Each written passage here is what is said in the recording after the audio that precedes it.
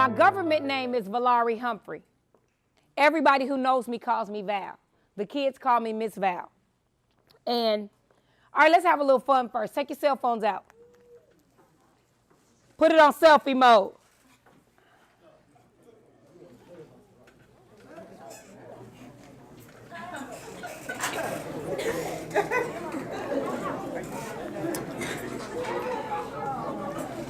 All right. So I have a question. Cameras out, we good? When you put it up, what's the first thing you did? Did you check what? You check see how you look, right? Right, you might have fixed something because you like, hold on. Let me get that right. Wait.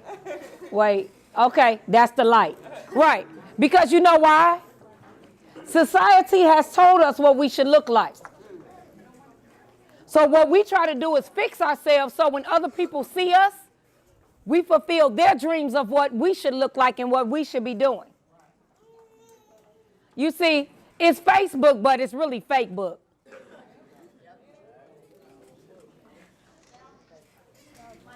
It's Snapchat, but it's really lie chat.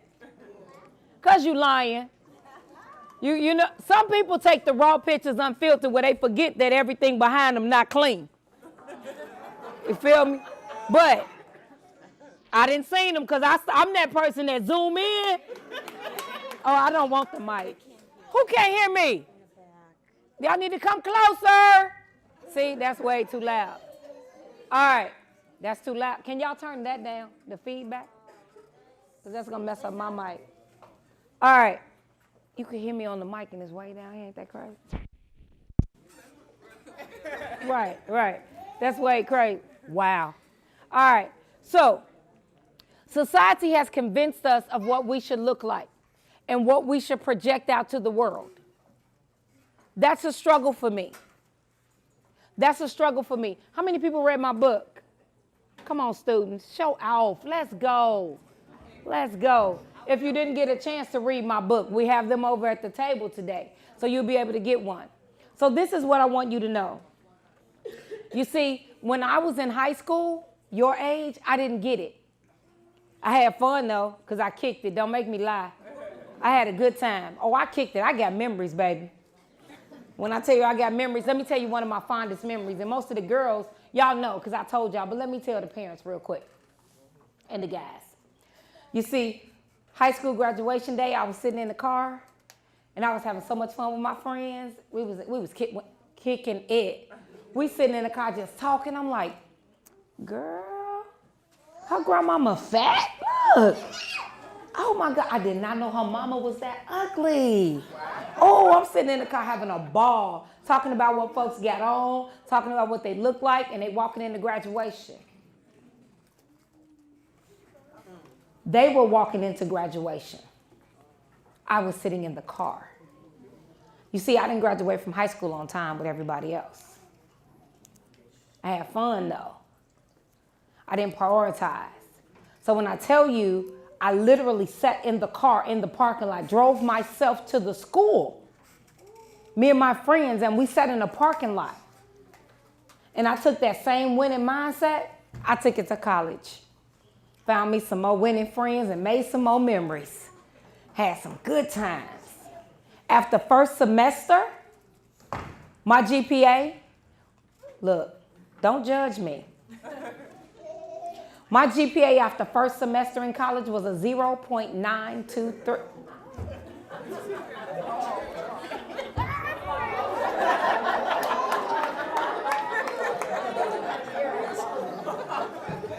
Bruh, really?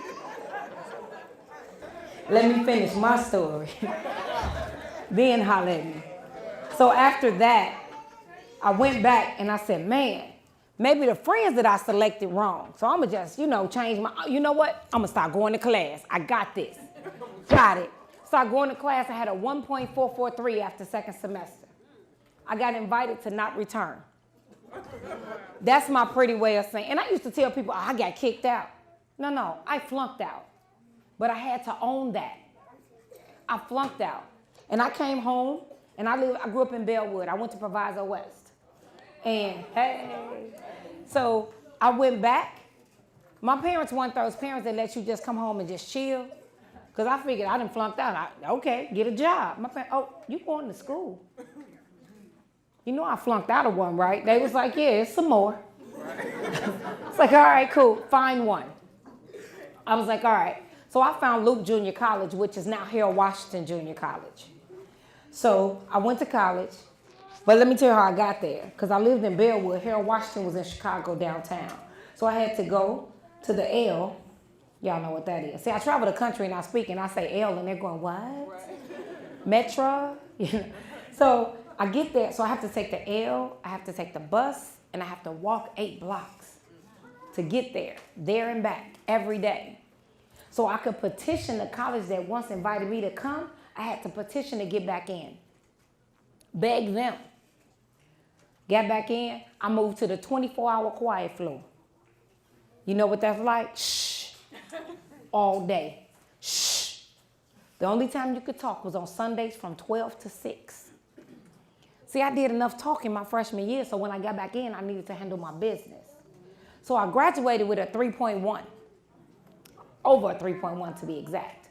And I graduated and I majored in education. I said, I'm going to become a teacher. And I went to teach and I was grinding and I had it down pat. And then when I went to reflecting, I was like, wow, I thought I was winning. I was winning and losing. And I didn't even get it. But see, don't feel sorry for me. My parents were educators. My parents were educators. Oh, I got a car at 16 because I lived in the suburbs. I didn't live in the public school system in Chicago. So I thought that I was doing a little bit better than everybody else. I was in a 2-parent household. I had it going on. I flunked out of college. How did I flunk out of college? Let's go back. Let's reverse engineer this thing. So you see over here, when I was in high school, I didn't like Miss Tibbet. So I didn't do Miss Tibbet work. See, Miss Tibbet, I hated her. Miss Tibbet told me I would be nothing. I don't know where she is today, but I want to ring her doorbell. I'm just saying. But she told me I would be nothing. Somewhere on this educational journey, students connect their emotions. Get out your feelings, Kiki. Right. They connect their emotions to their work and the teacher. Guess what? If I don't like you, it's easy for me to give you a 0. It feels good. As an educator, I shouldn't, but I'm not going to stand before you and say every teacher is amazing. I'm lying if I said it, and I get it. But that teacher shouldn't determine your success. I don't care how much the teacher like you. If your answer right, she can't mark it wrong. Speak those things as if they were. Hello? She can't mark it wrong. I used to tell my father that. Teacher don't like me. He said, I like your answers, though. So it doesn't matter whether she likes you. But see, in education as kids, we do that. We connect those two things, and they shouldn't be connected. We get to their class late. We don't care. We take the easiest math. Doc just came up here and told you the sequence. Boom, boom, boom, what you should be doing. And sometimes, all right, I get that the kids, they look older than what they are. I get it. But as parents, we don't get to check out. We look at our seniors and say, why you not doing college applications? Because I ain't never been to college. Why your essay not done? Because I don't know what to put in it. We holding our kids accountable for something they've never experienced. And guess what? As parents, if you haven't experienced, get it from somebody else. Stalk Doc Wilson. I promise you, when you don't do your homework or you don't call the counselors and all those people that's in place to help you, they're earning their money for free. So you want them to, really? You're not hurting them when you don't do what you're supposed to do. But as parents, I need you to show up and show out for your babies. Don't show up because somebody did them wrong. Show up when everything is right. Show up. Gilda, can I be transparent on the mic? Can I tell the truth? We don't show up for parent-teacher conference. We don't show up for science fairs. We don't as a culture. We don't. We came through the door and was excited it was food. Me too. I was back there chewing on peace. I was like, let's go, Glenn. This is good, Gil. I'm glad you got some. Because we have to have a draw. Why is our child not the draw? I flunked out of school. 2-parent household and both of my parents were educators. In my family, all you have is educators and police officers. I flunked out of school. See, I was the kid that fell through the cracks. I wasn't going in being loud. I was that kid that just fell through the cracks. So I commend you for being here today. But I'm saddened that Gilda stood up here and said those who came to 3 things, you get the opportunity to get $1,000. We got to give you money to take care of your kid? Where they do that at? Is that public assistance? I think so. I'm just saying. Don't trip, because if I had won the $1,000, I cashed the check. I ain't giving it back though. So I get it, but I'm just saying we got to take some ownership. And we want our kids to be amazing, but are we helping them be amazing? College wasn't an option in my household, but I cannot remember my parents helping me fill out a college application. Did you see your counselor? You filled the applications out? That was the question. So they did check. And I'm going, yes. You know why I ended up at Western Illinois University? They was the first college that accepted me. Let's keep it 100. I knew nothing about aspiring to be at a college that produced great teachers. I've been in education for over 28 years. Pause for a minute. Some of y'all was like, 28? Yeah. She looked good. She looked good. Yeah. I stand before you as a 51-year-old. Yeah. Come on. Boom. Did you get that on recording? You recorded that? She clapped when I said, I just saying. No, but I stand before you as a person that when I was in it, I didn't get it. And when I got kicked out of it, I was like, oh, I can't make memories at the house. I got to go back to school. So when I got in school and when I got in the educational arena and I started teaching, I got this. I'm like, yeah, but I've seen so many kids disconnected from what an education can do for you. They disconnect. You know why? Because right now we have the millennials that look at Instagram and The Voice, and all I got to do is use my gift and I'm good. Your gift will make room for you, but your education can open some doors that'll get you in and it's going to keep you in. Because see, you can be as gifted as all get out and get in the room and can't stay in the room because you can't articulate for yourself or you end up broke because you couldn't read your contract. I'd have never got on TV and said I never went to the bank. You made millions and you ain't been to the bank? Come on, bruh. That's your fault. But see, we put that, when we fail, we put it on other people. Because I could explain why I flunked out. I could. I did everything but own it. And I'm going to tell you something. I flunked out when I was 19 years old. And you know when I owned it? When I was 50. My mentor said, you flunked out, but you don't tell anyone because you're a principal at a school. True. Facts. And he was like, you're not owning it. You're hiding it. You think everyone you stand before has never done anything that they're ashamed of? Right. But you've overcame. So now you're on the other side of that thing. You got to tell people how to get over. So I stand here for multiple reasons today. I stand here to show you that you can make it through whatever you're going through. Nobody had a perfect life where they never made a mistake. Number 2, parents, show up. Send an email to all your baby teachers when they start the first week. My niece came to live with me. I sent the email and said, I'm 12 and a half minutes away. If she does anything, all you need is 12. They're going to stop me at the door, but I can make it to the building in 12 and a half minutes. I went to every parent conference. Well, she has a B. You don't need to come. I need to be here. Yep, I need to be here.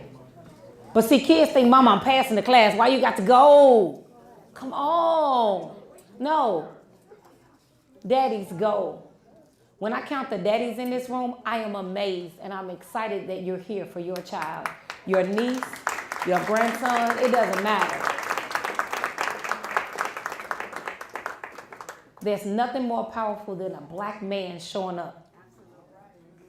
Nothing. And I speak to you from being in education for over 28 years. You see, I started in Cabrini Green. The projects, if you don't know. You see, I didn't take it by choice, though.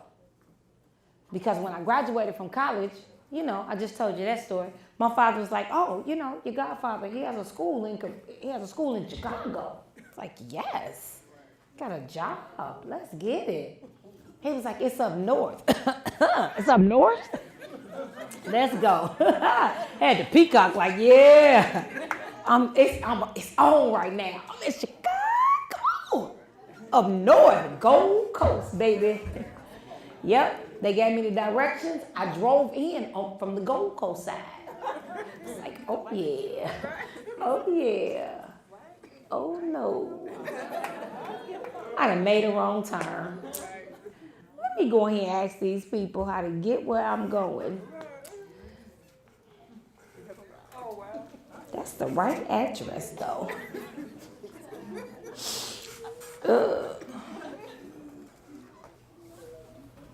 So when you're in Cabrini Green and the school is here, the projects are here. I was raised in the suburbs. So I'm not understanding why your curtain is outside your window. Because you don't have no window pane. Why don't I have no doors down? Okay, Jesus, this is a test. This got to be a test. I went into Schiller Elementary School and I had the best 8 years of my life teaching children. You know why? Because I taught children. Wasn't a lot of parents around. So not only was I the educator, I was the parent, I was the counselor, I was the mentor, I was all of that. See, that's old school teaching. See, the kids act up, you ain't got to call the parents, you can straighten them out yourself. I ain't talking about physical abuse, I'm talking about lovingly. And see, I became this first year teaching, I became the Chicago Public School teacher of the year. I mean, Cabrini Green, I loved them every day. Every day I loved them. But I pushed through. And on this journey, we get so caught up in our destination that we forget that the journey is what makes us who we are. So right now, while you're trying to push your kids to go to college, they're on this journey right now. Kids, while you're trying to get famous and get the bag, you're on the journey right now. You're on this journey right now. Everything that you pick up on the journey is going to help you increase the bag. Let me pause. Parents, that mean money. Bag mean money. Okay. So that's going to help you. You couldn't have told me that me being a flunk out and making it to the front office of a school would be on the cover of a book. You couldn't have told me that I would tell the world that I flunked out. But I'm okay with who I was. I'm okay with who I am. I'm more excited about who I will be. You see, but I've embraced all three. I have. But see, the world's going to tell you should look a little different. Selfie. The world's going to condition your mind to make you believe that you need to be a certain way. So let me explain. You see, I got dressed for y'all today. Because had it been me, I'd have been up here in some flip-flops, some sweats, and a hoodie. But see, we hard on each other. You know, guys, excuse me for a minute. Ladies, y'all rough. Oh, I got one of these. I want to go, peep the heel though, boo. Peep the heel. Because we rough on each other. So when I stand before you, I'm guilty of it too. Y'all think I look like this every day? I don't wake up like this. I'm not Beyonce, boo.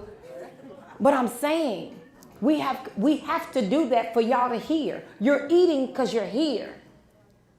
We have to do some extra for y'all to be here and for y'all to understand that you're valuable. If you don't know your worth as a parent, As an African American parent, you don't know your worth and your value. You don't support your child that way. I'm an administrator in a school. I know what it looked like. We have 856 students in my school. 68 are black.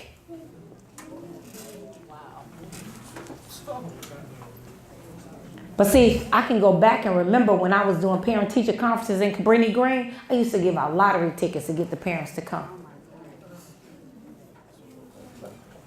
Your kid's not enough?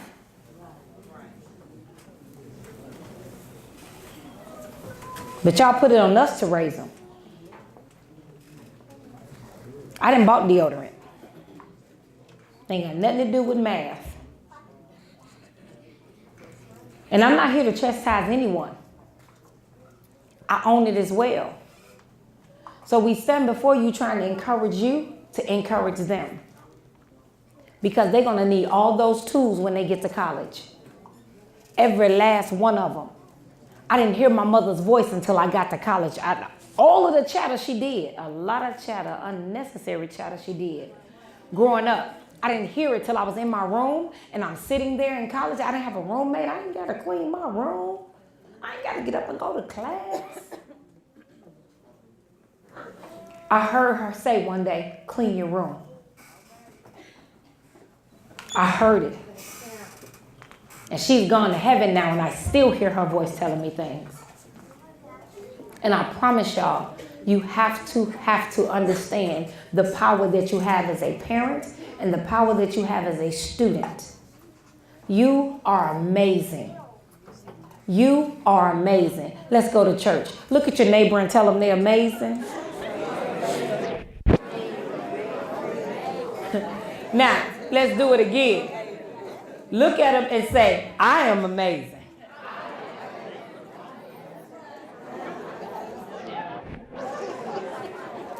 If you ever see me anywhere and you say, hey, Miss Val, hey, Val, how you doing? I'm amazing. How are you? A couple of people asked me how I was doing when I walked in. I'm amazing. How you doing? If I'm not amazing, I'm on my way to amazing. Because see, what can't happen is I speak death into myself. I speak it into myself. I'm amazing. And I mentally say, okay, you're going to get there. Come on. You're going to get there. I promise y'all I'm amazing. And you have to push through. Because life's going to give you some excuses to quit. Life will give you plenty of excuses to quit. A lot of people will look at me and be like, people who close to me, oh, they're amazed that I'm up walking today. They're amazed. You know why? Today is the 1-year anniversary of my mom's death. Gilda has no idea what she did for me. When she reached out to me in April of last year to speak at this event, the first event of 2019 was the exact day my mother passed away. Talking about. So what happened, she spoke life into this day a year ago. So I wouldn't have an excuse to be sitting at home. So, oh, she died this time last year. She had no idea what she did for me. So my family can sit and do what they're doing today, but I'm here for you today. Because see, no excuses. Your excuses don't excuse you. Your excuses do not excuse you from life. Your excuses do not excuse you from parenting. But I want to thank you for showing up today. I want you to understand, this is amazing. This is amazing. Give yourselves a hand, please.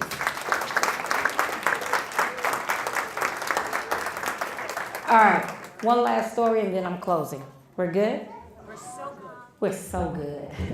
All right, listen. So I can remember in September 2008, I was sitting in the doctor's office with my mom. I went for me, and the doctor looked over to her and said, you haven't had a physical in a while. Let's do blood work. Out of nowhere. He just said it. Did blood work. Found out her kidneys were failing. We were like, I wanted to go back and say, what made you ask her to do blood work that day? Same thing, they had Gilda reach out to me. Same thing. Cool. Did that, got blood work. She was at 14% kidney function. We were like, whoa. Like we just went, we skipped the 90s, the 80s, the 70s, the 60s. We had 14? It was like 14. It's like, all right, what we got to do? Got to do dialysis. I was like, I'm not doing that. You doing it. No, I'm not. Took about 2 years. She did it, 2008. Pushed on, she was on dialysis for 3 years. My brother was like, why don't you just get tested for a kidney? She was like, I don't want nobody else's organs in me. I'm like, wow, really? So that's when I started doing my research. In one of the cultures, we rarely do transplants. African, we good. Keep it all God gave me. I'm going in with it. I'm good. And so one day, just arbitrarily, my brother was like, why don't you at least try? Get on the list. I'm not signing up for nothing. So he said, well, let's go to the meeting. She said, okay, let's go to the meeting. I'll go to the meeting, but I'm not agreeing to nothing. Cool, let's go to the meeting. So my 3 brothers and I, we went to the meeting with my mom. My dad had already passed away at that time. And we're in the meeting, they go through all this stuff. We're good. And they look at us and say, are you all willing to donate an organ? My mother was like, well, maybe I'll take one of y'all's. I'm not taking anybody else's. Okay. She kept saying, I want to die with everything that God gave me. I said, okay, gotcha. So they handed my 3 brothers, they're all older than me. They're not as pretty either. And they handed the 3 of them their forms, and they handed me a form. They said, if you have cholesterol, high blood pressure, y'all know the majority of us got high blood pressure, right? High blood pressure, my 3 brothers have high blood pressure. They handed it back. I was like, I don't have high blood pressure. All right, let's go. So they said, okay, you willing to donate? Oh, it's my mother, yeah. So they took 17 tubes of blood. Day 1, 17. I was like, ooh, where y'all getting that from? Like, I don't understand that, but okay. They took 17 tubes. We left the hospital by 1:30. About a 2:45, they called back and said, can you come back tomorrow? And I'm like, am I a match? They was like, we're not sure, but you and your mother blood is so much alike, we had to purposely put it on different sides of the room and label it because it was so strong. Like, okay, cool. I'll be back tomorrow. We went, that was June 15th of 2012. And went back. I'm an educator, so I'm off during the summer. So I was like, make the appointments. I'll be here every time you say come. So I went, continuously did all of that. The week of June 29th, which is actually my birthday. So the week of June 29th, they contacted me and said, you're a match. All right. So I actually gave my mother a kidney July 26, 2012. Right? Thank you. I appreciate that. So she lived an additional 7 years, right? Almost 7, which was great. We were great. And then my mom, so we having a conversation. I said, hey, you remember that you said you wanted to die with everything God gave you? And she was like, yeah. I said, you will. And she was like, how? I got your kidney. I said, yeah. I said, but a woman is born with all the eggs that she'll ever carry. So when you were born, I was inside of you.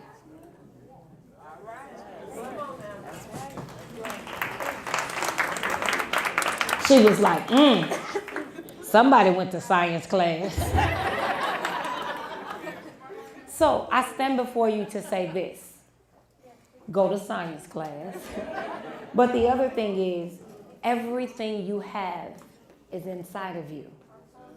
Everything that you need to live is inside of you. You see, I went to the doctor back and forth with my mother for 3 years while she was on dialysis, and I never thought that I had what she needed inside of me. I thought it was in the world. Get on the transplant list. We were offering her all of the external things. We never looked inside of us. So when you're struggling with your kid or you're struggling in class, everything you need is inside of you. You got to figure that thing out. So I challenge you to be that parent. I challenge you to be that kid. I challenge you to look inside of you so everything that you're trying to do externally will happen. I travel the country now and I speak to educators. I'm currently an educational consultant. So I still got a 6-figure job. I travel the world and I speak and I pour into people because of my experiences. So everything you're going through is going to prepare you for where you'll get to. So don't sit and go, wow, I'm failing here, I'm not making it here. Don't trip. Get excited. Oh, this is giving me some tools in my toolbox. Every time I sell a book, yeah, I was a flunk out. But guess what? I'm on a tour now. I got 2 books. Writing a 3rd. So your experiences are going to impact you in a major way. And you may feel like, oh, I can't make it. But you can. You can. You can be the best parent that you know how to be. Google something else, ain't it? Google if you need help. Reach out to the Glenbard family. See, what we do as African Americans, we reach out to people that look like us. Reach out to get help. Help doesn't have a color. Reach out to get help. And I need you to understand, your children matter. Your children matter. And students, look in the mirror and tell yourself, I matter. I matter more than anything. And sometimes you may not have the parent that you think you should. I don't stand before you and say all parents are amazing, because I know they're not. You got grandparents, you have uncles, you have all kind of people that's willing to step in to help you. You have 2 families, your biological family and your Glenbard family. Reach out. Thank you for listening to me today.